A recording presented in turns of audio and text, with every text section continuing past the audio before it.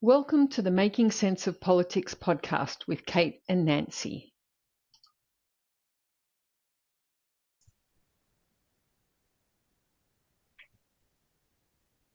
Excellent. Welcome to Making Sense of Politics, episode 4. I'm Nancy Georges. And I'm Kate Carruthers. Can I give a shout out? Happy birthday to my brother, Kate. Happy birthday, Rob. I know you'll be birthday. watching. So welcome to a massive, almost 8 weeks since we last saw you. We've got a lot to cover and a lot of information to share, discuss, delve into more later. But just wanted to see what you thought of the last nearly 8 weeks, Kate. Have you ever seen so much craziness, catastrophe, and corruption?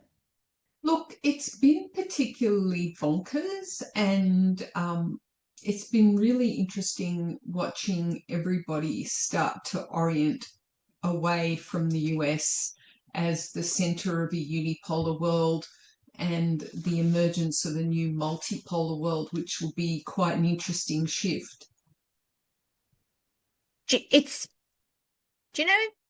I've been wanting to actually ask you this, and we keep getting distracted with other things, is that the illusion of the US's strength was the illusion of their constitution being so strong and that they're a democratic country.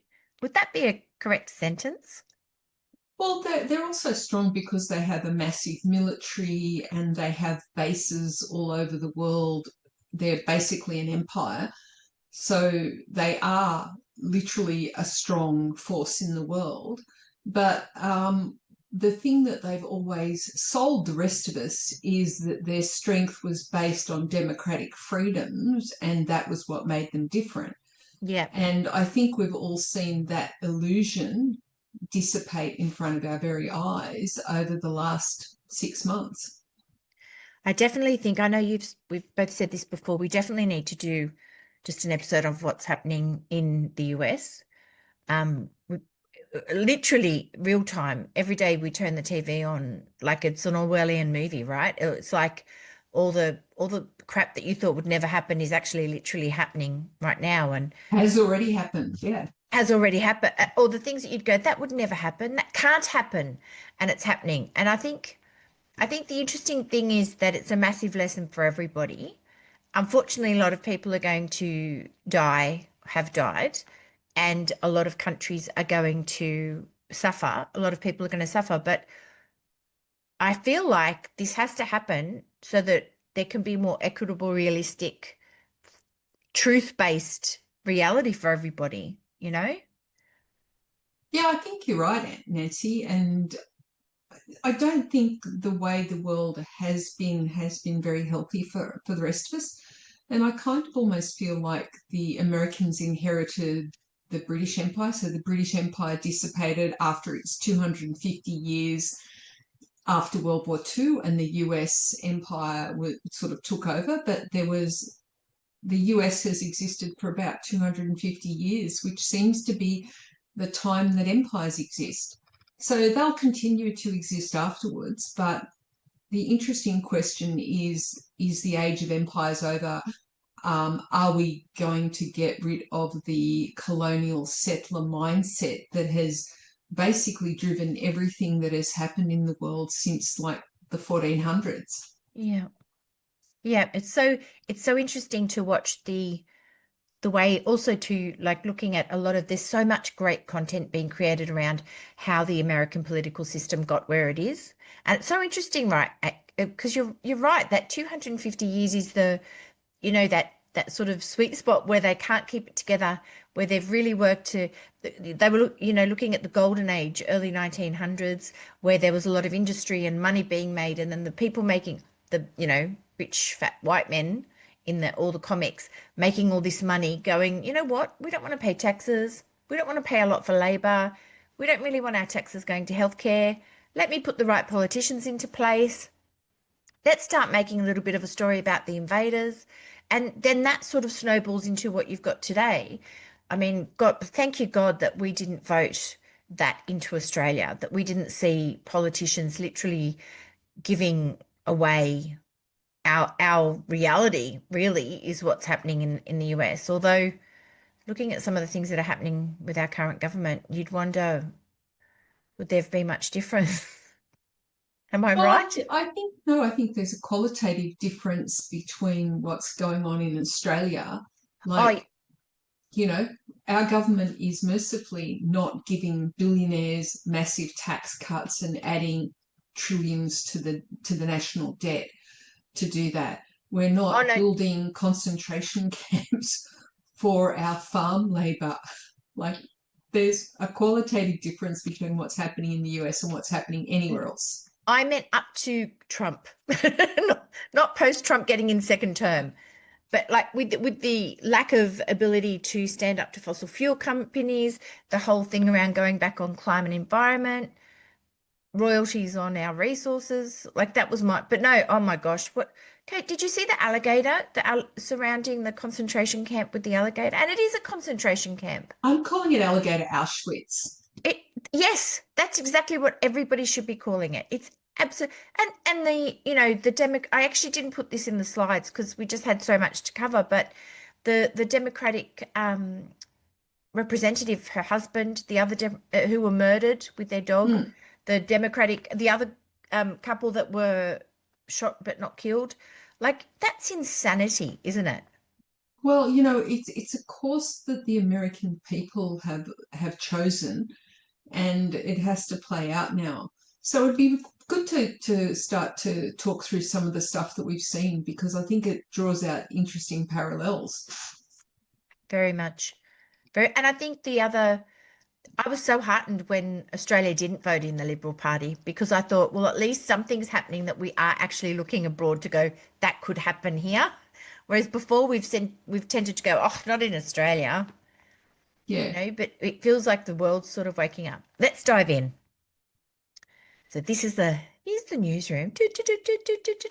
I don't know why. Apologies. See where that AU is? It's supposed to be an Australian flag. So apologies it hasn't come through.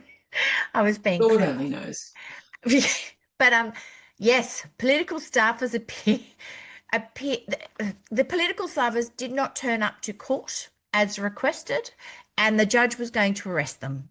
Like what? What? As they should have been arrested, On the spot. It shouldn't be, well, if you don't come back next time. If you and I didn't turn up, Kate, would we be arrested first go, or would we be given a second chance? No, I think the amount of privilege that they displayed was quite shocking. And, well done on the judge for insisting. But I would have expected an honourable premier then to fire them and go, this is not what I want in my government, no? Look, I think that Chris Minns is a Labor premier, but very much in the Liberal spirit. So he's very far right, and I don't think he wants to be answerable to Parliament the way that the parliamentary inquiry expected him to. So that's why I think they acted that way.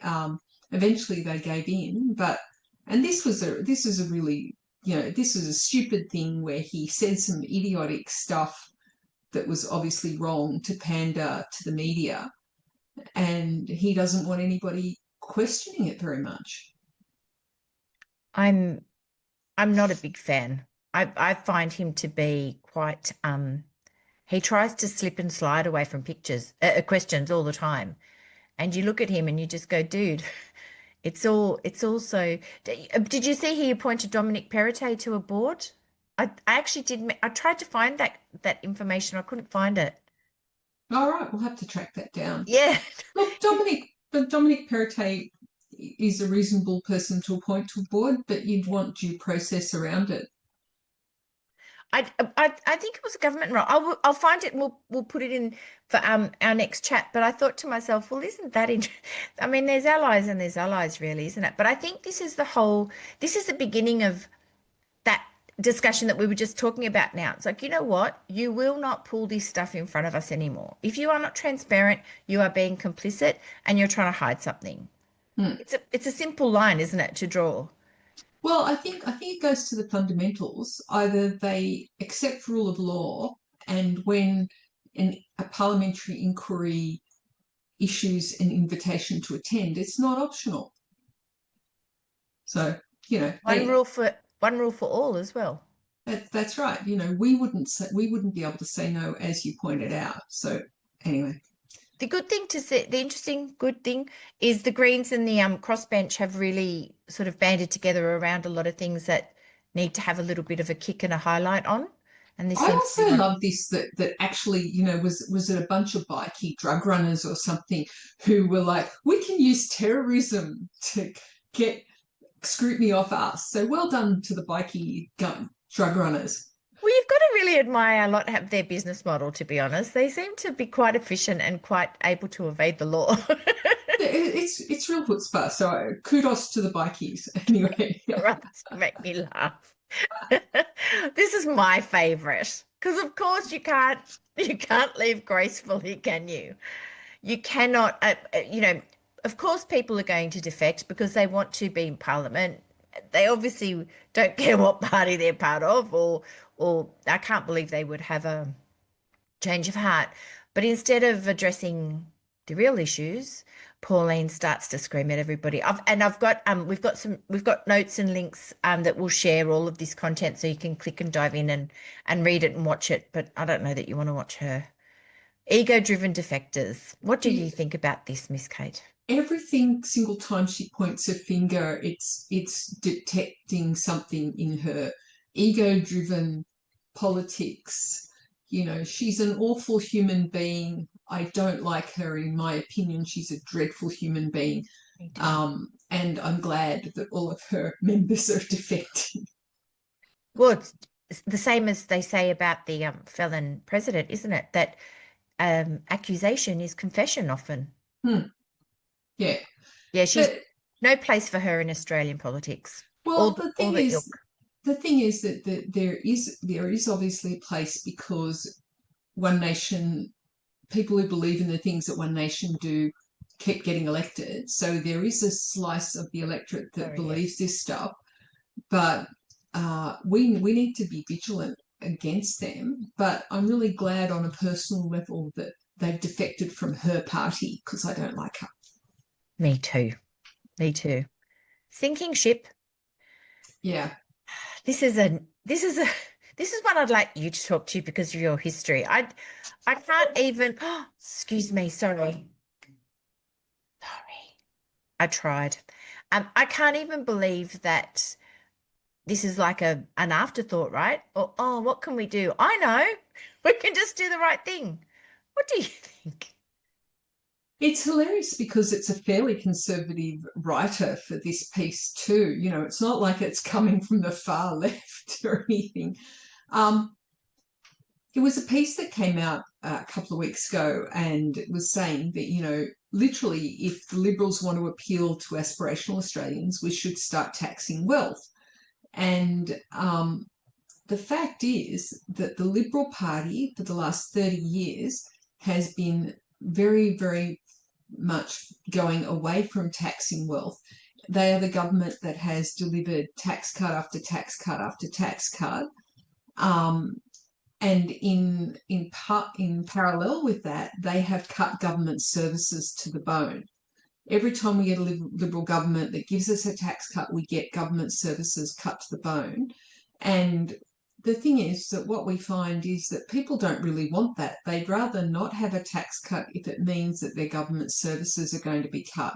Yeah. So really, I think it'd be nice if the Liberals could actually stop thinking from their own sort of polemical perspective, where they've just literally followed the US Conservatives, the GOP, the Republican Party, to being anti-tax and anti-government, because we've seen what that's done in the UK. And I was really interested in your observations from being in the UK recently. So the UK has had decades of austerity. So they've had cuts to government services, reductions to the tax on the wealthy, and now they're in a real mess because they've got really poor government services, when they want to put taxes up, the wealthy are all saying, well, we're going to leave the country.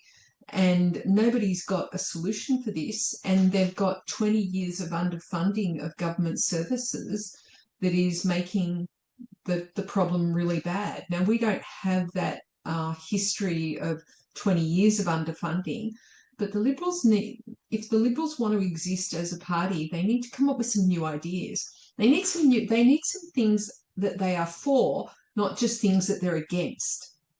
And this seems to me to be a pretty sensible sort of suggestion to really thinking about what made the Liberal Party great, and to be thinking about, well, how do we help the aspirational Australians and not be blinkered by their ideological perspectives, which have all been basically proven stupid.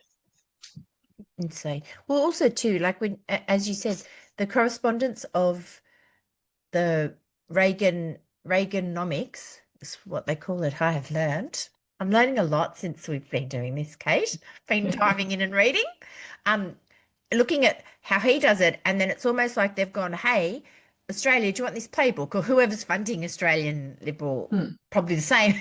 The overlap going, dude, working over here, do you guys want to do the same over there? And they seem to have lost that. There is no ideology. There is literally just repetition of tropes that are coming through the US. And exactly as you said, taxing undertaxing. I just find it just infuriates me that it's like the light bulb that goes on, oh, let's have more women in the party and let's tax people appropriately. Do you know what I mean? Like, to me, it's just, isn't that just basic government? And how have they gone so far off the rail that this has to be the place? I just don't, it's just really frustrating. Well, I literally blame Margaret Thatcher for all of this. Do you? Yeah, so Margaret Thatcher, who was a really remarkable person who achieved remarkable things, but she and Ronald Reagan both were peas in a pod, where they had this idea that government should be as small as it can be made. Yeah. And that the private sector should take over doing a lot of the things that government should do. That's why in the UK, all the water is privatised, and now the services are really poor, the quality is really poor, for example, and we've got in Australia, childcare is largely privatised, when we know that local councils can deliver childcare much more cost effectively and efficiently than private sector, and private sector have to make money for their investors. So she had this really particular view that taxes should be as low as possible, government should be as small as possible, and you should just balance your budget within it. And John Howard really adopted that mindset, and that has been captured the Liberal imagination. And they've had no new ideas since that. When was Margaret Thatcher? She was around in the 80s. 80s, so the Liberals haven't had any new ideas since the 80s, I don't think. It's just insane. I think I take that. I will go back and do my further reading. I thought it was Reagan before Thatcher, but Thatcher, they were at the same time. And they bounced off each other, and they both did the same thing. So in the US, Reagan was the start of offshoring all the manufacturing jobs. So they were like, we don't want our people doing these low-level manufacturing jobs. We should send those to countries, to jurisdictions with lower wages and stuff, and we shouldn't have those jobs. So they got rid of all of that. So that's the thing that Trump's trying to undo now. And literally, he's trying to make it so that poor people have no choice but to take manufacturing jobs. Well, it's also literally all stems from the 80s, 70s, late 70s, early 80s. I should have realized it was her. Reagan didn't have the brains that she did, really. But I mean, even going further, Trump is also, they want to close down Department of Education. Children don't educated. Parents need to send them out to work. It's like 1887 all over again. It's just insanity. The thing that Trump's trying to do is close down the Federal Department of Education, which is actually the part that funds things like equity programs for students with disabilities and stuff. And he just wants the states to be able to do whatever they want. And typically the states don't want to do that, so it doesn't get done. So that's going to damage equity in education in the US. It was already pretty dire. But anyway, but the Liberals haven't had a new idea since the 80s, I don't reckon. I also think this privatization experiment episode, chapter, call it what you will, needs to end. Because as you said, when you're pandering to profit expecting people as opposed to constituents who want basic services, nothing ends well, does it? And here's the thing around the other part is the increased discussion around ordinary Australians, ordinary citizens around the world. When you go, hang on a minute, 91 millionaires did not pay any tax in 2022, 2023. How much tax did I pay in that year? It's just preposterous. We just paid our capital gains on my bachelorette flat. And can I tell you, I cried. And I understand we had a good gain, but I really cried because I was like, and it's funny because it was the day that you tagged this, or one of us put it into our chat, and I was like, it's just insane. How is that possible, Kate? Well, it's part of what we do to structure stuff. Millionaires don't earn money like we do. We get paid a salary for doing our work. We get revenue from running our businesses, those kind of things. They can literally structure their operations. So they structure them as businesses. So they, don't pay themselves a salary per se. And by the use of things like trusts and transfers between business entities, they can avoid tax. So they can literally organise their operations so that they pay zero personal tax and pay the most smallest amount of company tax. So a lot of companies you'll see are incorporated in Ireland. So all big tech companies like Facebook, Google are all in Ireland. Because that's a really low taxing regime. And then they've got ways of transferring funds into that regime so that they don't have to pay tax. This was the thing that you might have seen that Canada was about to bring in a digital services tax, and Trump didn't like that idea because that is going to tax all of his billionaire mates for the revenue that is generated in Canada. Australia is going to do the same thing. EU is going to do the same thing. UK talked about doing the same thing. And these big corporations don't want to pay any tax. So that's going to be the next battleground. But it seems really inequitable that a number of people and a number of corporations don't pay any tax. Well, I think that's as you said too, with that structure, it's legal, doesn't mean it's correct. And now that it's being discussed and addressed, surely something has to give. Well, I think we'd be better off doing something like, let's just charge everybody in the corporate world 2% and get 100% of 2% instead of a higher number. Well, I think that was the argument around Ireland. The EU were putting pressure on Ireland to change that setup. And Ireland is saying, no, we're not going to. But then the deal that they were literally off days of signing that deal when Trump put the kibosh on it with Canada, and I think Australia was one of the countries where they were going to pay 15% flat rate across all their operations, which is great. And then somebody said, well, why don't you just make it 10%? Because 10% isn't a lot of money for them, but it's a lot of money for the government. But now, isn't that what they paid Trump millions of dollars to make sure it didn't happen? One of the things that they paid for?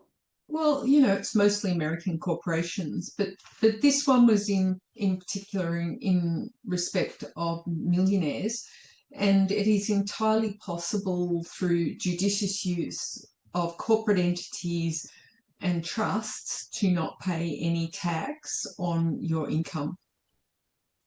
I think, back in the day when, okay, they sort of had that structure, but then they were philanthropic, it probably sort of not evened out, because it wouldn't even out because that affects us, but you sort of, it wasn't as heinous as it is now.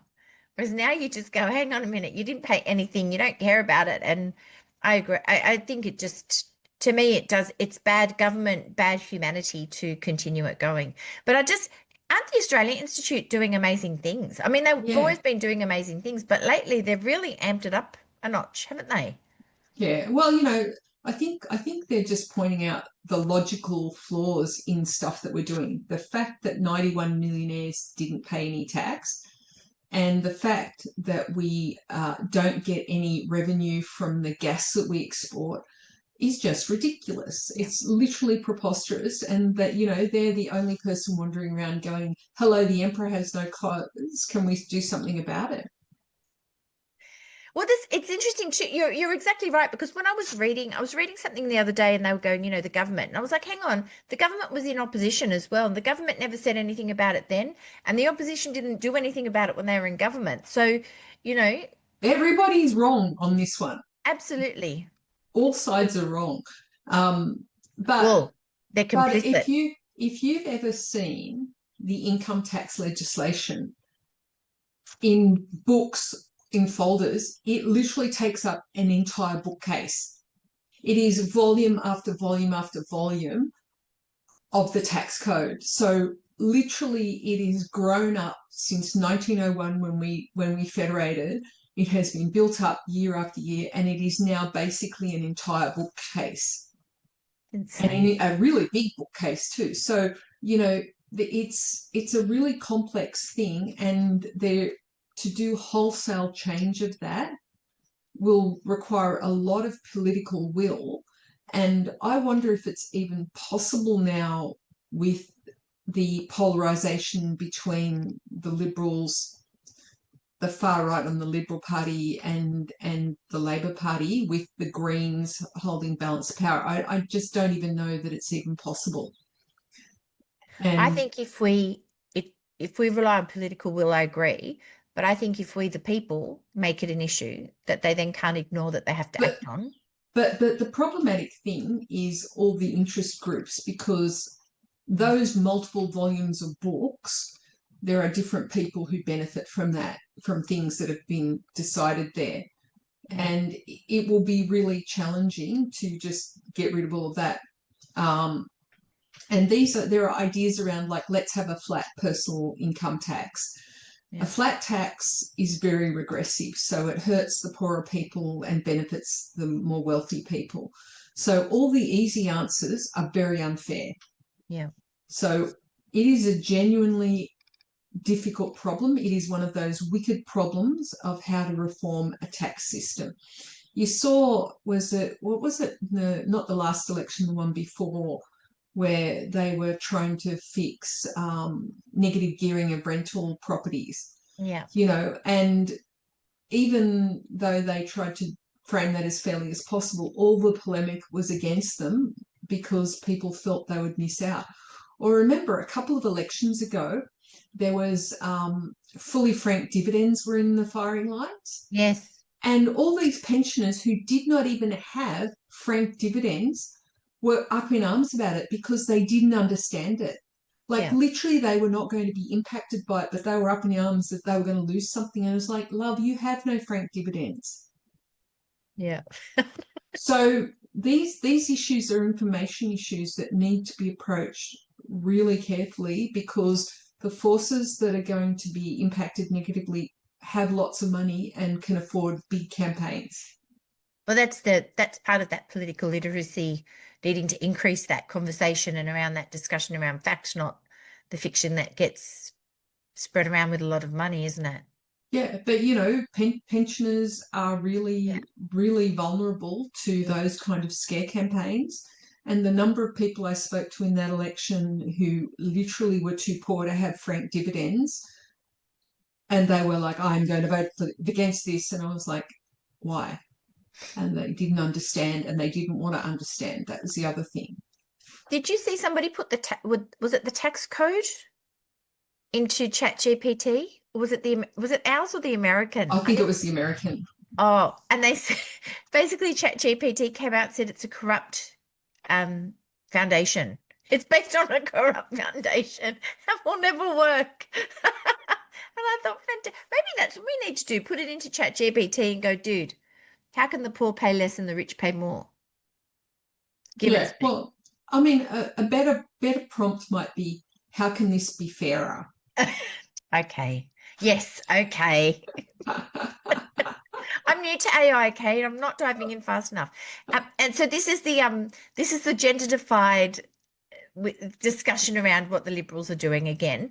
And I thought this was you shared this exact same screenshot, which I thought was perfect because it wasn't just the title of the Financial Review article, Gender Divide over Gender Divide. What a surprise. I just love that Allegra Spender, who has a personal history with the Liberal Party and is now a community independent, is just going, how can you still be doing this for 30 years and nothing's happening? That encapsulates it, doesn't it?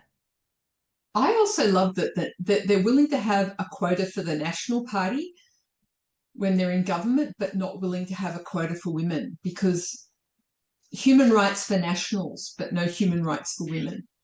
That kind of sums it all up, really. Absolutely. Absolutely. I was having a discussion the other day around how I can't believe that women's rights are being so attacked and we're having to do what our forebearers did at least 200 years ago, to sort of almost start from scratch. And the comment was, it's not always a woman's issue. And I was like, actually, you know what? It really is.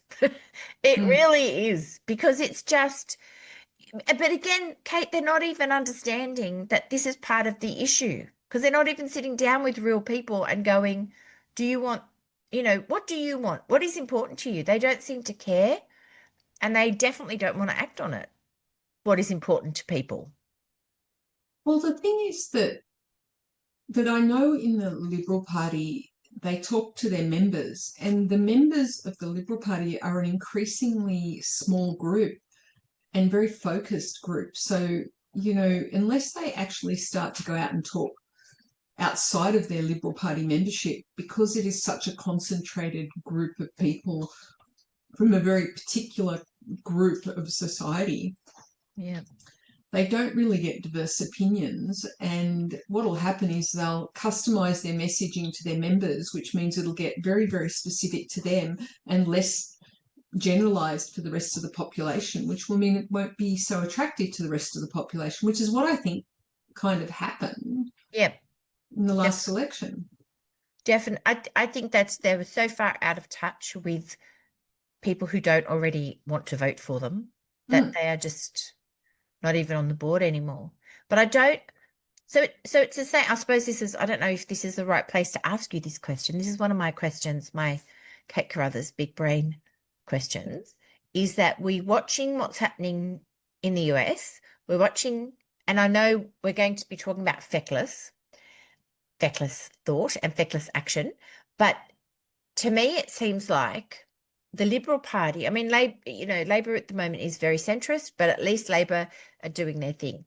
The Liberal Party just seems like it almost is just going to burn away into the air and have to be replaced. And in the US, we're definitely seeing it with the Republicans, where it's not going to end well for them. They will do what they're going to do and all of the death and destruction that's happening, but it will not end well for the representatives or the party. So what do you say? I know Elon Musk is coming out saying he wants to start a third party. He's not going to succeed, obviously, because he's got his own issues. But the idea of having this, and we've talked about third party since the first episode of Making Sense of Politics, that we need to have more options. What do you think with the Liberal Party? Are they just going to flitter away to oblivion and a new entity party emerge? Well, there's a couple of things that could happen. The Liberal Party could kind of read the room and reorient themselves, but I'm not detecting any signs that they are doing that, because they seem to have decided, based on the feedback from the last two elections, that the electorate indeed were wrong and stupid. And it reminds me of that, that Simpsons cartoon with the principal going, yes, it is the children who are wrong. So that's what I think their take is on this. Like, the people are stupid and wrong, and we've just got to double down on our rightness and the things that we know are right, and we will eventually prevail, which will potentially marginalise them more, which means that there is a gap in the centre-right for a party. You know, something slightly to the left of Pauline Hanson's One Nation. Slightly. Palmer, Hanson. Well, they've already proven to be too unpalatable. Well, you know, and they're very personality driven. So, you know, unless you buy into those personalities, you're not really going to enjoy those sort of parties. So, you know, there is an opportunity for a group, and I think that the community independents could choose to form a party and would be relatively easy for them. But part of the challenge you've got when you've got a party is you've got all the party infrastructure. You know, you've got your charter, you've got your rules and all of that stuff. Yeah. And I think they're all kind of enjoying their free ranging at the moment. Yeah. So maybe the way of the future is the community independents just free ranging to form coalitions on particular issues. Yeah. But that is that sorry. Well, I'm just thinking that, you know, that you need a party to form government. Yeah. So, you know, a party could be Liberal, Labor, Nationals, or the Greens. Yeah. But they would have to do it in coalition with somebody else. And the way it happened under Julia Gillard, where she did it with the Greens and the Independents, and the Greens and Independents said that they would vote supply. So they would fund the government, but that's all they would agree to do, and every single other issue they would negotiate on. So I think that kind of approach gives a much more personally nuanced form of government. And I don't think that's a bad thing. So, you know, they have to then negotiate on everything that they want to do except the baseline funding for the government. Which does sort of reflect the population, I think, today. I think it reflects a lot more how people are thinking around issue by issue, and not, I vote for this party, so I'll just do whatever they think is right on this. We now do have opinions on issues that are important. And I think the real thing we need to start to think about, though, as a nation, is how do we better represent the people in the normal course of politics so that we're more represented, but also that we don't have sort of the tyranny of the majority. So there is a possibility that, you know, like, this is one of the problems with democracy is the majority wins. And just because the majority is the majority, should they always win? That's another question. But I think if we start to think about new ways of being able to use technology to enable interactions with politicians in real time, so that they can understand what people think and want on particular issues, that would be really interesting. But I don't think we're there yet. Yeah, I definitely think, looking at what the younger people are saying and doing around politics and around social issues, that is going to be the world that they all live in, you know, because that's how they're going to demand things and run. That bridge in between is you know, I look at what the community independents, like you know, with Allegra Spender, she's our member. She's always doing talking posts, or she's doing meet and greets in public areas, or she's, you know, setting up an office in a public area and going, come and talk to me. She's been doing a lot around the tax reform, as we discussed last time. You know, that's one of her huge things to achieve. She's really working on that. So she sent out probably a year ago a questionnaire, you know, what do you want to see? How do you think? What do you experience? So I think that's what we need to have more and more of. And as they do that and they normalize that, then that should be that expectation. That's why I try and sort of share a lot of what is happening, because it's like, this is what a good representative does. They talk to the people to represent their their actual requirements, you know. It's quite an interesting, it's nice to Yeah. see. Well, and we've got some ways of doing this. So a lot of the councils now have portals where you can have your say on environmental and development issues in the local area. Yeah. So we've already got some things that are set up that people can vote on particular issues, you know, upvote things that they care about, you know, this playground over that playground, whatever. And also a lot of the community management from a lot of the big construction companies like the tunnels, all the big tunnels that we built in Sydney, a lot of the community consultation has been really effective in that. So maybe we could pick up some of those learnings from the construction world and the local council world and think about how we could deploy them in state and federal politics. I think that's vital because that's what we will expect. That's our expectation now moving forward. It's just that, like you said, having that political will of them wanting to make the change. Have I don't know if I've mentioned to you around we have a precinct. The Waverley Council sets up different precincts within Waverley Council. So it's, you know, geographical, this street to this street to this street to this street. And they have, there's like a committee and they meet 2 or 3 times a year with locals. Sorry, I keep whacking to my 2 or 3 times a year with locals, discuss local issues. So, you know, you can talk about why do I keep having potholes in my street, which, you know, I went to drive into the inner west and the roads were beautiful, come back to where, you know, Bondi, North Bondi, and I'm literally, it's like driving an obstacle course with potholes. But, Isn't you know, that we because get, everybody in your area has a huge four-wheel drive? no, they don't. Honestly, they don't. Poor schmucks have, there's a lot of schmucks out here with Teslas. But no, it's not on it. You know what it is? It's just really bad quality. And it's the fact that I think that they're on a repair loop with their suppliers, with their contractors. I think that's a nice way to keep everybody in business between you and me, because nobody can be that bad at repairing roads, you know. But the community, the precincts were working quite well. But lately we've found, I mean, our precinct actually cancelled the last meeting because they didn't have any updates from council to give anybody on all the issues that had been raised. So, you know, it's one thing to have these things set up. It's another thing to make sure that they run properly. And I think Well, that's there's an interesting anecdote from history. So when the French Revolution happened and they got rid of the king and they established democracy, and eventually people got so tired of having to vote for everything because they voted from everything from the local dog catcher up to the president of France.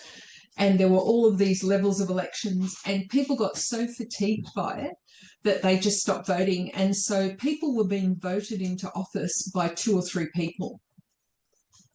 So less than 10 people were voting people into office because so much democracy had happened. Like, there is a limit to the amount of caring you can do for every level. So this is the other danger, is how do we have appropriate and relevant levels of consultation without too much? Because literally otherwise then it just gets, then decisions get made by the people who care, and they're usually the most bonkers people in your society. But they have a lot of time. Yeah. Or they're retired. Retired people have infinite amounts of time. No comment, Kate, on the grounds that people might watch this in my area. Oh, God, this is just, I can't even, this makes me so sad. I think when you see somebody saying, a minister actually saying that there has been inaction in an important issue, it's infuriating. But when it's this issue, deaths in custody and Aboriginal deaths in custody, to me, this is just negligence and criminality. This should not be happening. This can stop happening. Well, I think that the sad thing that this tells us, and I think it is horrific, this tells us that nobody in government cares. Nobody in any of the prior governments have cared. Individuals in the governments have cared, but overall the government has not changed it, because we've had inquiry after every time we have another outrageous Aboriginal death in custody, we have another inquiry and we have findings, and then nothing changes. And it is because we as a country don't value Indigenous lives, and it's just wrong and we need to change this. And I really don't know how we change it. This is the thing that I was going to ask you. It's just, to me, I wish people cared about our own countrymen as much as they do about Palestinians, because then some change would happen. Because this is just how much more needs to be said, shown, done. I just don't even, to me, it's just disgusting. It's just disgraceful. I think part of the problem is many people have not knowingly met an Aboriginal or Torres Strait Islander human being in real life. A lot of people don't understand the tragic and sad history of colonialism in Australia and genocide that we as a country have done to them. So the British and then the Australian governments have done to them. And like, we think we're free of all the slavery stuff that the US did. We just called it different names. Yeah. But we did the same things. So this is something that we as a country need to grapple with. And I'm not detecting any will to do it. I think I don't know about you, but when we were in school, we learnt about the Aboriginal history, the real history, not the, whitewashed history that is being shared around more now. And I was surprised to see that it's not discussed or spoken about in the same way anymore in schools, or when The Voice was happening, which is another, God, it makes me cry and my blood boil at the same time, that whole episode. But when that was happening, somebody that we know well, share his name with you after this, messaged me on Twitter and told me, I don't know what I'm talking about, that none of that happened, that the Aboriginals welcomed Captain Cook with open arms, probably cooked him a nice little kangaroo on the barbecue, and I'm making all this up. And he's our age, went to school at the same time as us, obviously very far right, but I couldn't even, to me, it's like saying, he's saying the sky's purple. To me, it was exactly that conversation. But this goes back to John Howard, and under John Howard, he was basically against the retelling of history. So I'm a bit older than you, Nancy. Not by much, so but when I went through, we basically we learned a more sanitized version of that history, and the historians hadn't been digging into the story of these massacres and genocides to the level that they have now. And so there are generations who don't have any mental map to put this kind of history on. And so one of the things that I think, and I think this played into The Voice, is a large proportion of the Australian population don't know that history. And because John Howard didn't want that history told, he blocked all funding for it and everything. So one of the more useful things that the Labor government could do is to just start to fund the telling of these stories in public so that they can get into the public mind. Because I think if they had understood that more, they probably would have been more supportive of The Voice, although The Voice was just a ridiculously structured thing, so that's a separate problem. But I think that lack of a common understanding of the history was a really significant thing, in addition to the poorly structured concept of The Voice to Parliament. Absolutely. I agree with that. I do understand. I also think we had a couple of teachers who really knew the actual history. So they made sure that we knew, because when I think you are atypical, though. I think if you go out and do a survey of your peers, they will have had the same sanitized version that I had back in the day. And, it's only over the last 20 years that I've been re-educated and understood our really terrible history. And, it's what the British did wherever they went. They did it in India, they did it in Asia, they did it wherever they went. The Spaniards did it before them. The Romans and the Greeks did it before them. That's what they did with invade. And I think that's part that we sort of need to let go of. that Well, invasion happened. I think that, to go back to the Romans and Greeks, they did empire in a very different way. So the modern kind of empires really date from probably the sort of 1400s. So the modern kind of empires, the modern kind of colonialism that basically saw these countries as empty lands with people that could be enslaved, resources that could be stripped. There was a very, very transactional view of those people. The ancient world had its own problems, but that was something that was a different kind of way. And that very white settler mindset, white settler colonialist, like we can go and farm this land because there is nobody there, no human beings there. They are not human beings, they are other. Yeah. They can be enslaved, we can use them as labor, we can use their resources. That mindset. And I think that's kind of I think we're at the beginning of the breakdown of that mindset. And the other thing that I will note is Israel is a product of that white settler colonialist mindset from the 19th century too. Anyway, this is a real problem. I think we need to lobby Labor to do something about this, but I think the important thing that they can do is encourage the telling of the true stories, and that can be done by directing funds. And I think it's never been so easy to tell stories now and to reach people. That's yes. So this is right at home, Northwest Shelf Extension, which has caused a lot of shock and anger. Would you agree? I can't even believe. I thought this was a joke, because this is the other thing at the moment. I'm finding it very hard. I'm trying to look at news sources, but it's like, are they real? Are they making this up? But this is actually happening, where we've got more resources unnecessarily being exploited, my opinion. And we've got a lot of politicians coming out and speaking about it, and yet it's still being pushed ahead. So whether we have people, well, actually, they're saying they're pausing it and reviewing it now. Sorry, aren't they, Kate? But it's still on the table to be done, which is just insane. And a lot of the Nancy, I think we're going to see a lot more of this kind of thing happening in the next few years, and I blame Trump because of the need to re-architect alliances and trade agreements around the US.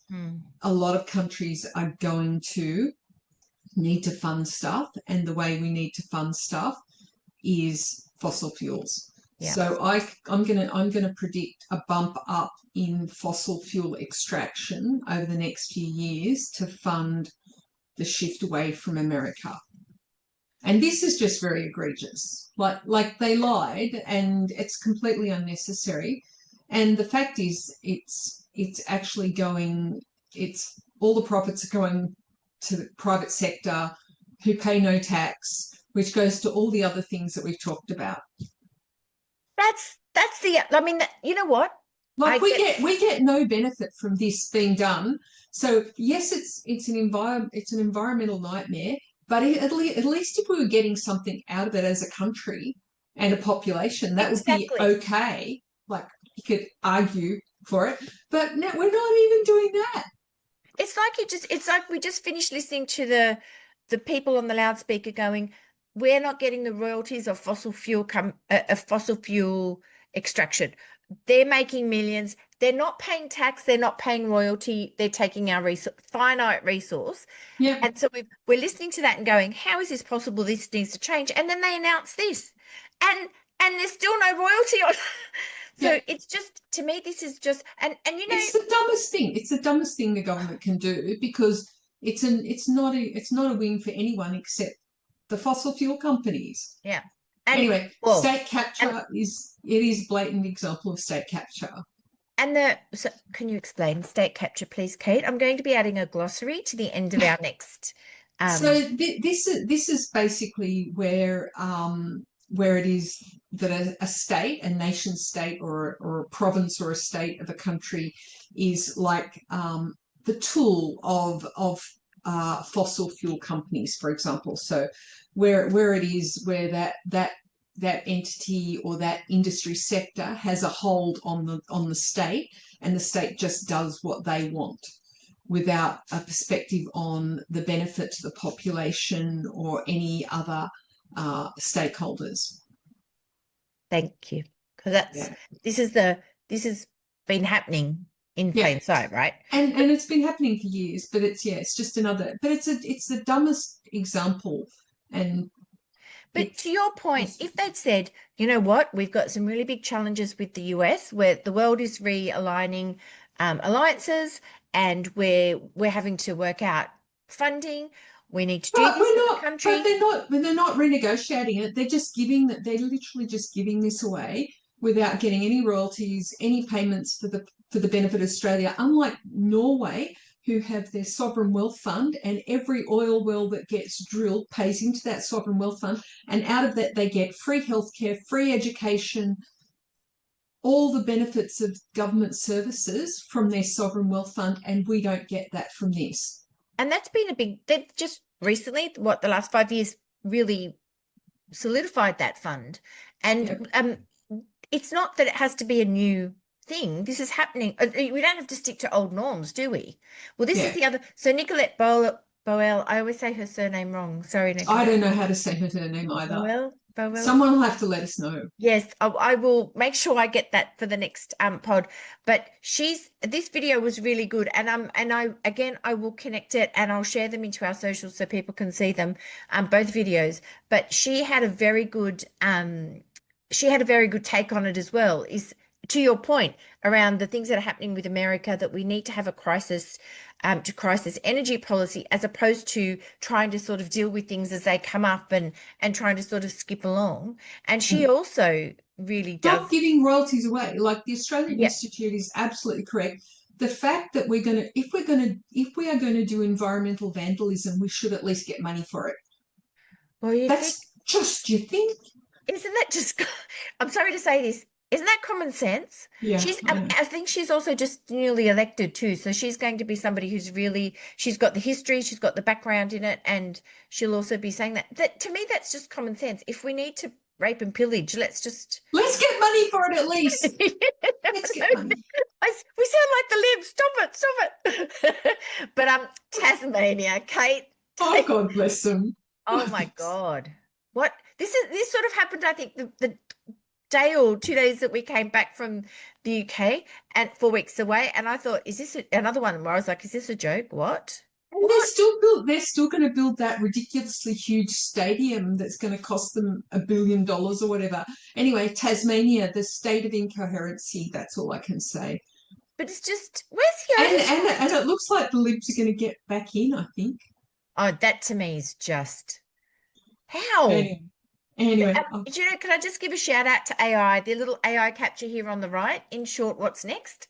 This is the only way that I read mass media now, mainstream media. I just go, give me, and the ABC does it so well. Explain it to me, summarize it for me. Give me two paragraphs and not your propaganda and BS. But yeah, Tasmania, what are you doing? Oh dear. But this is the problem. Like they literally never change the government. So there is no reason for the government to change what it does, because they keep getting in. So this is the problem down there. Anyway, maybe it'll change, maybe it won't. I was down there a couple of weeks ago. It was a lovely place. So nice. I was supposed to visit, but politics are bonkers. A $3 billion worst debt? Like, isn't it cheaper to just put everybody on a plane and take them up to the game when they play? I reckon. Anyway. Sure, but this is to your point of government, federal and state, again, sometimes don't work together. Okay, so now we're in the US. See, we changed our slide and it says US. This was one that you shared, Kate. This was your tweet to share. This is about the fascism in real time, which is just, to me, absolutely. So we are watching. Sorry, I'll read it. Millions of Americans feel like capitalism is the American nightmare, not the American dream. Party in real time with zero opposition. So millions of Americans are saying, let's try something else like socialism. But can I put it to you that if democracy worked properly, that what they are now calling socialism and why we get called woke, that we want everybody to have the same opportunity, that we want everybody to have healthcare, education, safe housing, is not really socialism. It's just the right thing and how democracy should work. Let me come back to that. So first of all, I mean, everybody likes to characterize it as a fascist takeover. The thing we need to characterize it as is an authoritarian takeover. Yes. Yes, that's good. It has some characteristics of fascism, but is not pure play fascism. And the other thing that is really important to understand is that in the American mind, the government and conservative forces have so demonized the word socialism that the Democratic Party is barely even left of centre. It is basically a centre-right party. Yeah. So the Democratic Party is a centre-right party and they call it socialist. And all of the social democrat governments, like in Europe or like in Australia, they would be characterized as ridiculously far left. Yeah. So America is a really unique place where they have so demonized the whole term of socialism that the kind of governments that we routinely have in Australia and Europe would be considered very, very, very far left, like so far left as to be almost off the charts in the US. Yeah. So it's a very unique place. And the interesting thing for me about this whole shift is that the Democrats are so completely feckless and unable to unite in opposition. And literally last night I noticed there was somebody sharing the 75 Democrats who had voted for a particular thing and voted also thanks to the ICE, which is their border control enforcement. And literally they were thanking the people that are rounding up farm workers. So illegally. It's kind of bonkers. Anyway, the US, a special place that I'm not going anytime soon. Jeez, oh, here's the definition for feckless. So this is literally what I say. I say the Democrats in the USA are the literal dictionary definition. So they are weak, ineffective, worthless, and irresponsible. Good luck, America. You're going to need it. Do you know, just on the Democratic Party is not even, it's so fractured in itself too. Like you look at the AOC's, Crockett's, the new mayoral candidate, you look at those people who are literally coming out every day going, this is insanity, this is authoritative, this is an authoritative regime, we need to stand up against this.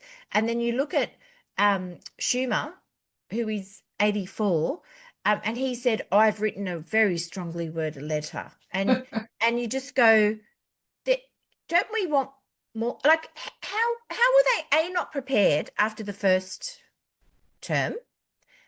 They all read Project 2025. Well, maybe they didn't. Oh, maybe they didn't. Maybe you're right. And then the looking at the guy, I'm so sorry I can't remember his name. And you know what? I really rehearsed it to remember his name for today, but Mamdani. Yes, Mamdani. Thank you. In New York. Yeah. In New York. So one of the strengths of our system of government is this idea of His Majesty's loyal opposition.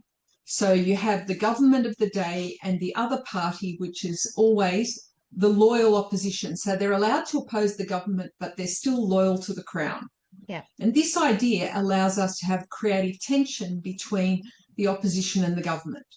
So they can voice opposition to the government, but yet still be considered loyal to the overall system. Yeah. And there is a leader of the opposition and a leader of the government. That is how our system works.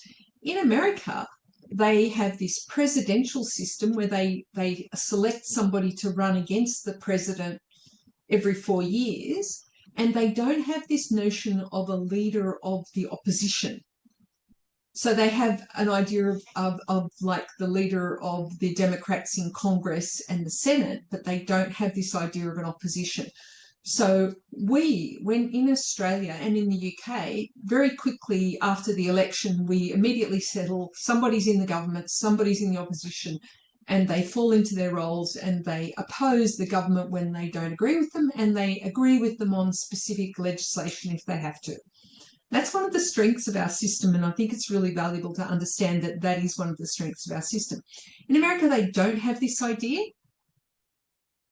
And I think that we're seeing this failing of their system because they literally don't have anybody who is the head of the who's recognised as the head of the Democrats. So you've got all these people who are in roles, but there is no one recognised head of the Democrats who can speak on their behalf as the leader of the opposition. And that you can see the lack of that role is really quite important now. So they're all running around like headless chooks because there's nobody who's got that role and said, "Oi, I'm the leader, come and rally around me, this is what we're going to do." So we've got all these disparate voices trying to say stuff and nobody to rally around because they only do it once every 4 years. But I think Governor Walz came out a couple of weeks ago, or 2 or 3 weeks ago, and actually had something to say. Because, when all of this sort of started, I was like, well, where is everyone? Where are they all? And they've obviously been told, keep your powder dry because, don't get involved. But Tim Walz came out and absolutely lambasted what was going on. And people did rally around him. They were like, at least he's showing leadership. And Pritzker, I don't like Newsom. I don't think he's standing up for the country. He's standing up for himself. But, every time somebody has stood up and said something normal, as should be said, you're right. People have gone, hey, are you going to be the next leader for the next election? You're right, not for this current moment. So that's one of the flaws in the US system that you can really see really plainly now. Anyway, there is no one voice. From you, Kate. You make politics so interesting with context. You really do. It's so true. I never thought about it like that. They're all running around so rudderless. They're rudderless. Yeah, because their system this is one of the strengths of the parliamentary system is it has this practice of the loyal opposition, and it's such an important concept. And they're so focused on the presidential election that they leave the two houses to kind of run themselves, which is fine in normal times, but in these unprecedented times, there is no one recognised leader of the Democratic opposition to the GOP. So it turns out nobody cares if you don't listen to the Supreme Court. It doesn't actually matter if the Supreme Court doesn't even follow the Constitution anymore either. Like, it's just absolute lawlessness. And at least if this kind of thing were happening in Australia, we would have the leader of the opposition would be speaking with a unified party behind them, and they would be doing media about that, and it wouldn't be happening unscrutinised. So it's one of the strengths of our system, which I like. This didn't happen, the unpacking Section 899, but it could happen tomorrow because Trump does things. So this was one of his one of the propositions in their Big Beautiful Bill Act, which is now law, to put taxes on foreign investors in the US. And this will cause a great flight of capital from the US.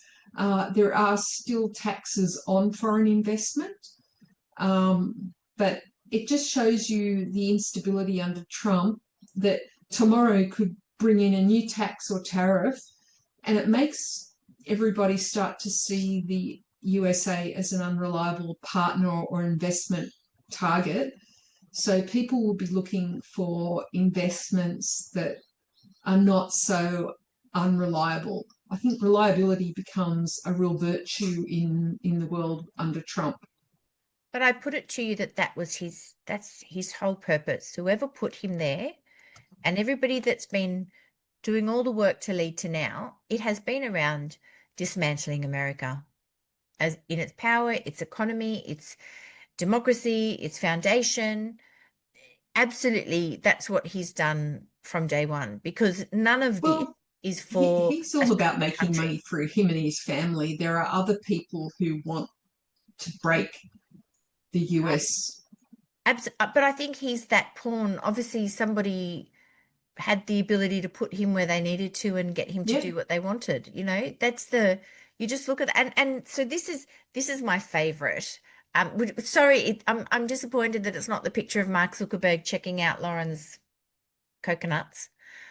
Because that was just the perfect picture. But this is exactly what we're literally watching this now happen, aren't we? Where the oligarchs who have all gone, we're going to give in their head, we're giving him millions, we're going to get our will done. Bob's your uncle, who cares? So the trajectory for the US in the future is literally the same trajectory as Russia. So Russia in the early 1990s, late 80s, early 90s, they set up all of these oligarchs and they privatized everything. So this is about making government as small as possible and privatizing everything. So they want to carve up the US government operations between them and own different slices of it. And this is to your point too about the way that, they were about to having to be forced to be paying to many Western countries that minimal percentage of tax, 15% of tax. That may or may not happen, but this is really about slicing up the operations of the US government and giving it to different oligarchs to run so that they own different slices of it. So the US government becomes minuscule, the federal government. Yeah. And all of those services are privatized. I think that's what they set out to do, but I don't think that they will actually end up getting there, because I do think that there is going to be a lot of implosion. And I think Musk is going to be part of the exposing what's sort of happening. And I think the midterms will go back to the Democratic Party, which will still be in a mess. I don't think it matters anymore. I think they will carve up everything. Do you think? I think it'll be undone. I think there's so many people now going that are so anti-oligarch, anti the tech bros. I think they're also then going to be, all of their investigations that have been thrown in the bin will be reignited, but amplified globally. I think it will come back to bite them in 3 to 5 years. I think the prospect of free and fair elections in the near future in the USA is not a good prospect. Oh, I hope I'm right and you're wrong. But I will. Look, imagine what they're going to have to do, considering their next year, right? November next year, the midterms. So just think. Is it November? The Republicans are already calling for the US New York Democratic nominee for mayor to have his citizenship stripped of him and for him to be deported. So this is the world we're in now in America, where that kind of thing is possible. So, but more and more every day, you watch the everyday American, that light's going on, and they're joining more and more. Like but every what can weekend, they do? What can they do? How can they?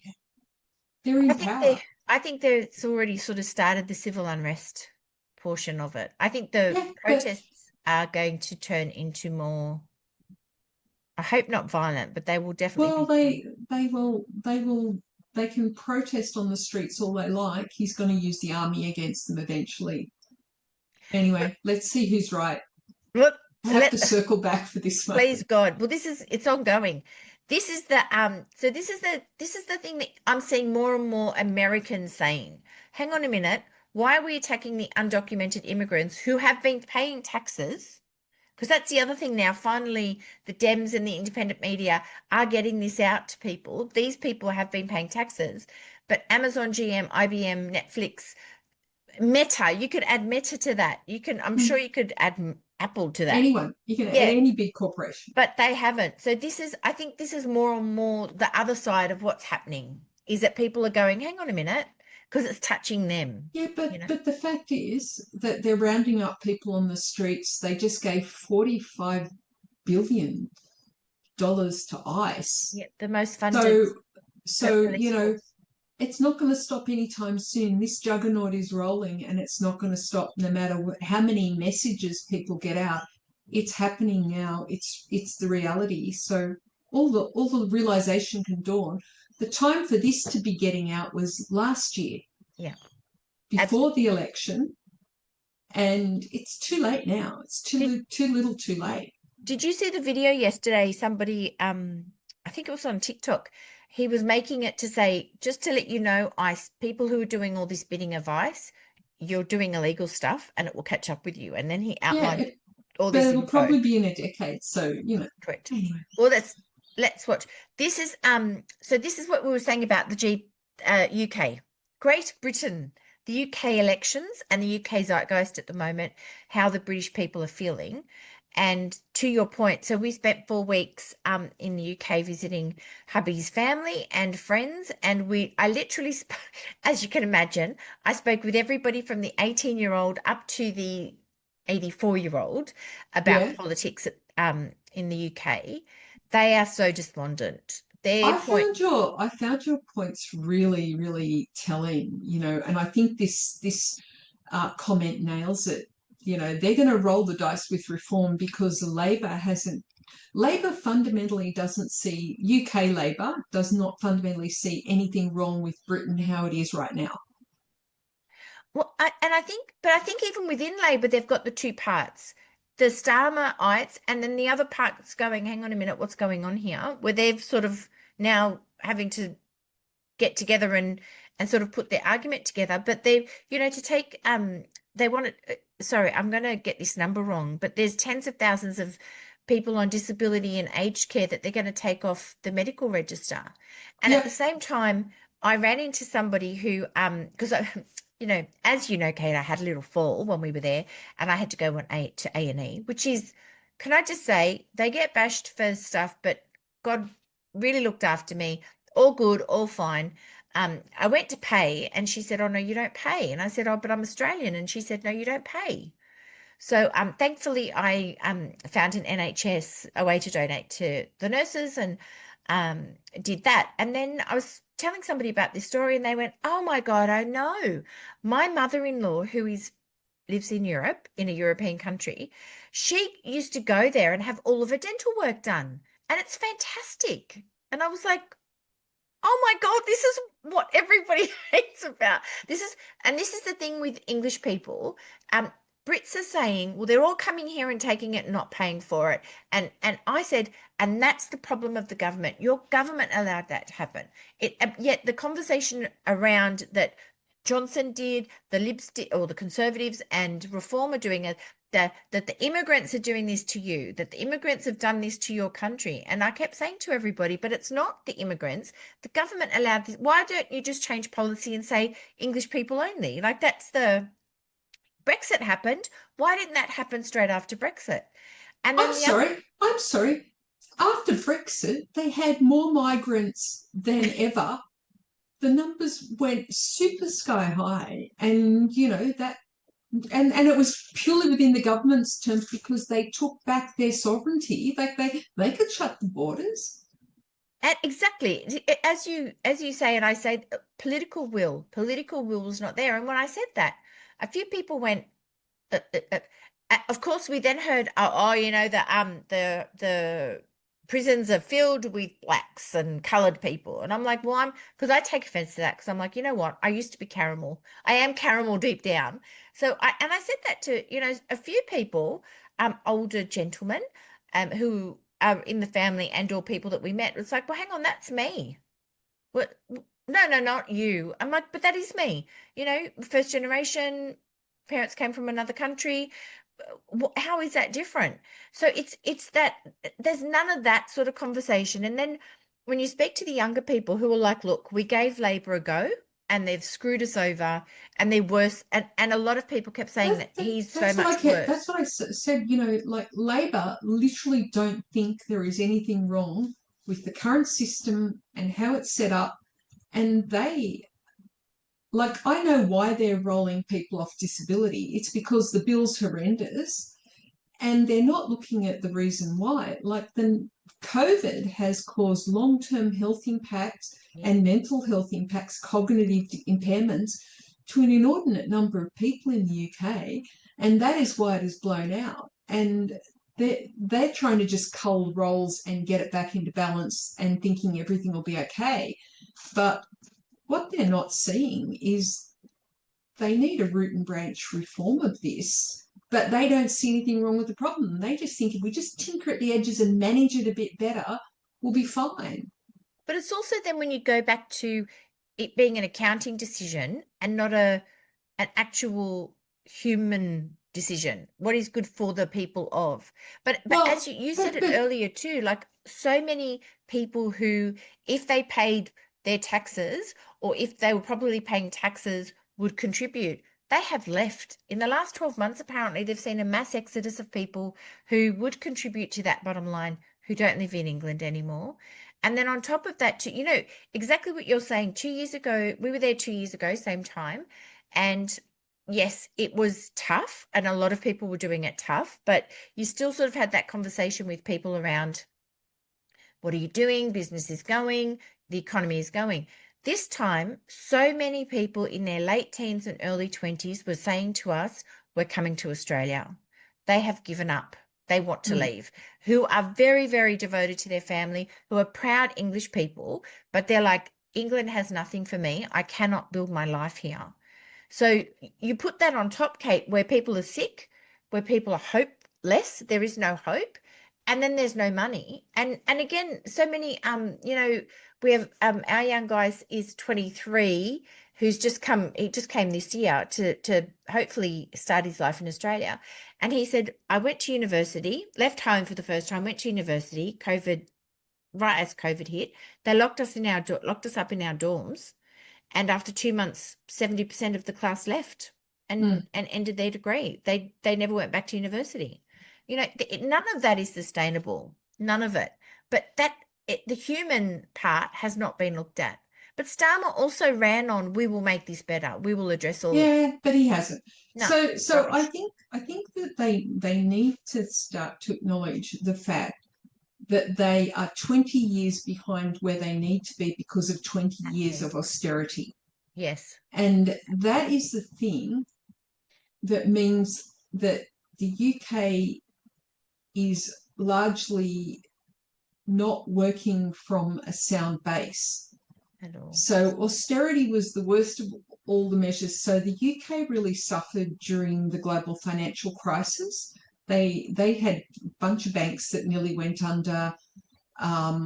They then implemented austerity off the back of that, and they already had austerity, but they implemented more, and that was entirely the wrong attitude. And the interesting thing was our Liberals here we had Labor in there, but everybody here had a Keynesian response. So basically put money into the economy so everybody would survive. And the UK took money out of the economy. And you're seeing the result of that now. And Labor haven't thought about this in those terms. And they think they can just keep doing what they've always doing of let's just manage what we've got better. And there's no thought for how to grow innovation. There's no thought for how do we build for the future. And they had this amazing majority, and they could have done that. And I know that some of the new MPs are like, I haven't even spoken to Starmer. Yeah. So he's just gone into management mode. He's also got the added benefit of having to deal with Trump, so that probably takes up the most of his time. But literally, Labor thinks there is nothing wrong with the system now. But anyway, everybody's going to give reform a punt next time. That's my prediction. Well, that's so this is the other part. So, you know, there's been a lot of new Labor ministers, younger Labor ministers who got in because they had vision. They do have vision. It's weird going to a country that has so much history but doesn't have that innovation sort of energy. But these people do. And then to your point, they get in and then they still have the door shut on them. But then now with Reform, with our friends at Reform, and I did love this. It's basically that, like, people are going, you know what, what the hell, let's give it a go. But now Reform is he's gone missing. What's his name? Farage, thank you. He's gone missing apparently, so even people in his own electorate can't find him. He's not replying to anything. They've lost some council. That's because he likes campaigning. He hates actual work. The actual work. And he's probably out in Mar-a-Lago, let's face it. Mm. And they've lost some council elections also too, which is a bit unplanned. So even now they're actually having a little bit of their tarnish is showing. So people have now gone, hang on a minute, maybe reform isn't what he said they were. Well, Reform did very well in the UK council elections. So they really only have two levels of government. They have the federal government, and then they have the devolved regional governments for Scotland, Northern Ireland, and Wales, and then the local councils. So the local councils do all the rest. It's not like here. So the local councils are actually quite significant. And Reform did unexpectedly well in the local council elections. And I was kind of joking about it, saying, well, it's really good because local council, you have to get stuff done. And that will give people a feeling for how Reform might be. And they've already had a number of their local councillors fall over because they're literally not fit for office. So, you know, and there's been massive backlash and note of that. Birmingham City, Kate, Birmingham City, which is a very significant city to the UK, quite a large, it's not quite the second city, I think now, Newcastle and London are second city, but they've been bankrupt for at least 6 months, 7 months. Yeah. And the garbage isn't being collected. Mm. Because the garbage men are on strike because they're not getting paid. So literally at every stage in the UK, things are falling down. And so his buddy comes out and launches, or not his former buddy, an ex-reformer has now started another party. So it's sort of like, this to me was very Musk Trumpian. You know, we were besties, we were close together, and now I've left, I'm going to ruin you. So it's interesting to see this, but exactly what he says here, we will not pander to false narratives. We'll assemble the brightest and bravest of our college and executives. If our country is to be saved, it must be saved by its people. No one person will, stands out. But isn't that exactly what Labor was saying as well, I suppose? Yeah. But doesn't this show you that this guy gets it, or gets what should be said, but yet he was in the Reform Party? Yeah. Well, like Farage is a magnificent campaigner. Look at what he did during Brexit. Absolutely. So he's really plausible, but Campaigner he's absolute. Or BSer? Campaigner or BSer? Well, it doesn't matter. Like he's a very good operative on campaign, but he loses interest as soon as he's not on campaign. So they've got a problem there. This splinter. What it means is that the right are very splintered. So you've got Reform, you've got New Reform, you've got the Conservatives. And like our Conservatives here in Australia, the Conservative Party has taken the exact wrong message from all of the losses and thinks it is the electorate's problem and they just need to double down on what they've been doing, which means more austerity, more squishing of stuff. And literally nobody is thinking about what is the story for the UK future. What is the story for us to have a brighter, better future? And nobody's thinking about that. They asked him what his policies were, and he was like, we're just going to make, we're going to get rid of the immigrants and we're going to make England great again. What? Yeah. You're exactly right. So this is an interesting, so again, going back to well, where are you getting your news and information from? Because the young people, I have to say, young English people were far more informed correctly than young Australian people. Because I talk to the young people to keep my finger in. And Dylan Page is one of the, so this is, because that, the news is bullshit. The news lies to us.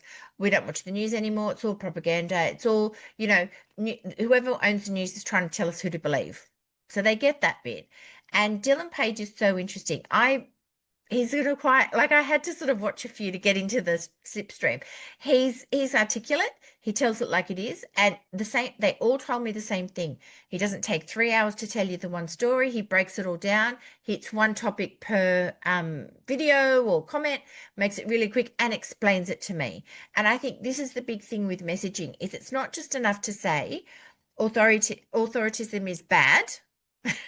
it is because it will take away your liberties and your lifestyle will be worse. Like it needs to have that explanation of, and this guy really gets it. And you can see 2.1 Yeah, I on love him. Insta. He's a really great communicator. He's one of my TikTok favorites. He really, and he's so you don't expect to be learning from him like you do, but highly, highly. So media literacy. So again, going back to finding the truth in what is being said. This was the interesting the heading straight off. News Corp's China obsession. I really like Independent Media Australia. But this is how the news should be delivered. News Corp's China obsession. Why beating the drum is easier than thinking. We don't even need to read the next bit. It's around understanding when you're reading this, you're being led in this way. So I think this is the important point that we touched on last time of like, we need people in politics who can communicate like Dylan Page. Yeah. Yeah. But so I was saying that around I'm sorry, I can't even remember who I was talking to they had a bit of a following, and they went, "Oh God, I'd never get into politics." And I was like, "But you're exactly the people that should be in politics." And they were like, "Oh my God, no, kill me now." It's crazy. So this was another one. Again, look at this heading: Murdoch media cheer on Brad Lander's arrest. Like, this is so infuriating that a legitimate member of, what is he? He's in local council, right? But he's being arrested wrongly. And yet when you go through the links that they put in this story, they literally are like, good on him, he should be. And the more and more we see of that, which is why we're sort of here, I suppose, the more we see that the media propaganda and lies happen, the more these things are normalized. This is not normal. None of this is normal. People being grabbed off the street is not normal. What we're seeing in the US is a very specific alignment of the right-wing media with the authoritarian government, and they're as one. So Fox News and all those right-wing outlets. And it means that all of these independent media are really important now, and they need to get on the bandwagon to explain it to normal people in a modern way. So yeah, really good points. Midas Touch, they're the #1 podcast in the US. I've stopped watching them for other reasons, but thank God they've beaten Joe Rogan, and that made the news, but not what they were saying. So this is around political literacy. So again, we're going to be sharing more and more of these links and information. So and this video is perfect, and she really connects the dots between, and we think of Norway and we go, oh, they're so progressive, but she's linked the Bauer Chemical Company the government is now forcing farmers to give cows Bauer's chemicals, which is owned by Norwegian Oil Fund, which is the pension fund, which is also that's the biggest dividend owner, shareholder, the pension fund. The second biggest owner is BlackRock, who own a huge amount of property globally, and there's collusion in there because they need to make sure that these companies make money for the government. So that's how. So we need people who can join these dots for us. Absolutely. Yeah, and making cows have unnecessary chemicals to make money. So stay tuned. These are our future pod teasers. Super quickly.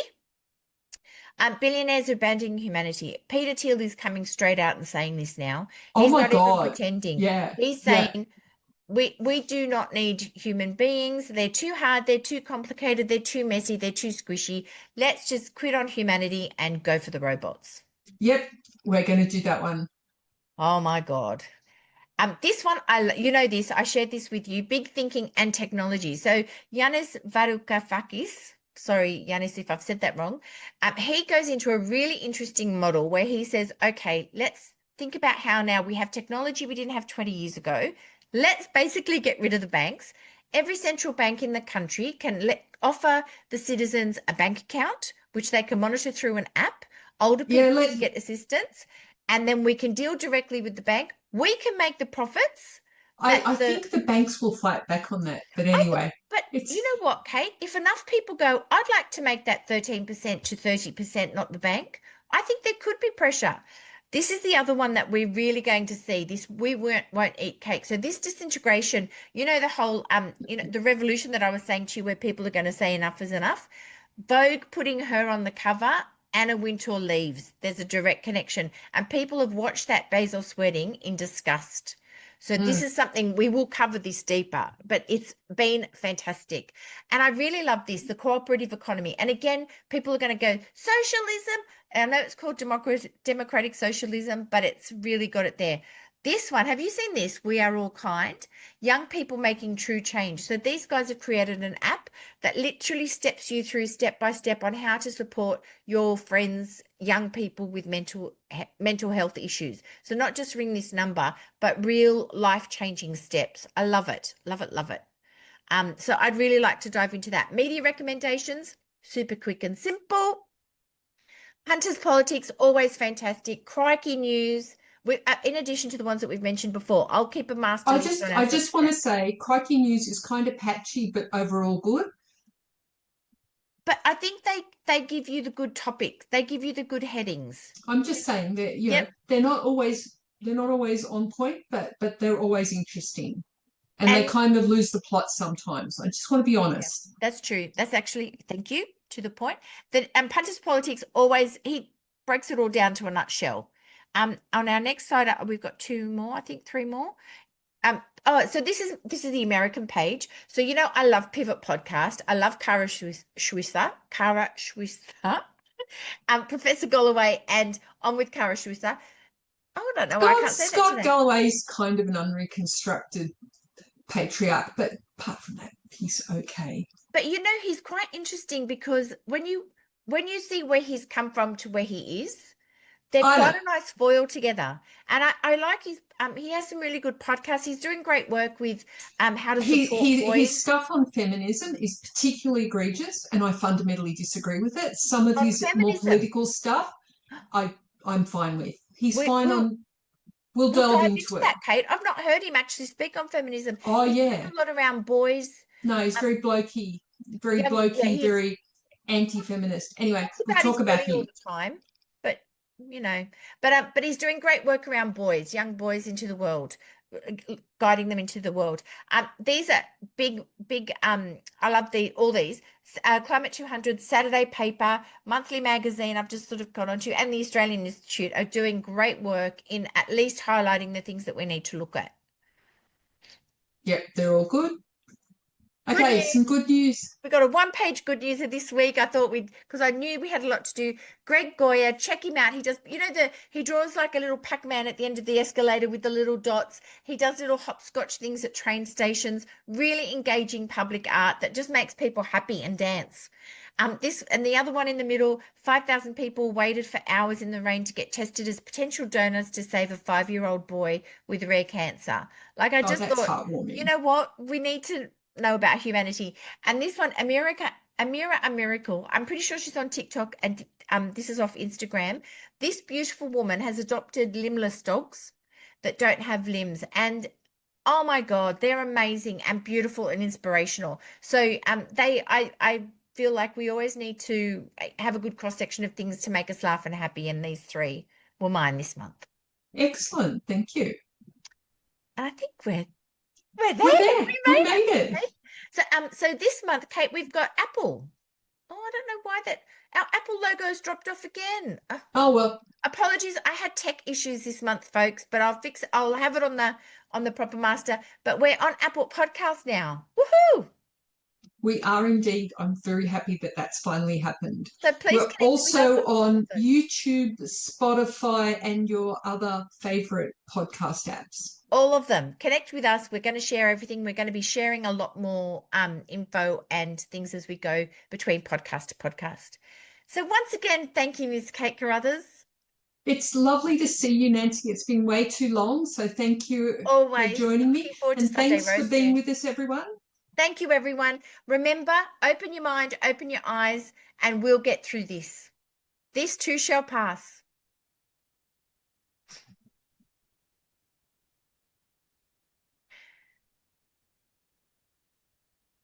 All right, stop sharing, stop recording. Oh my God.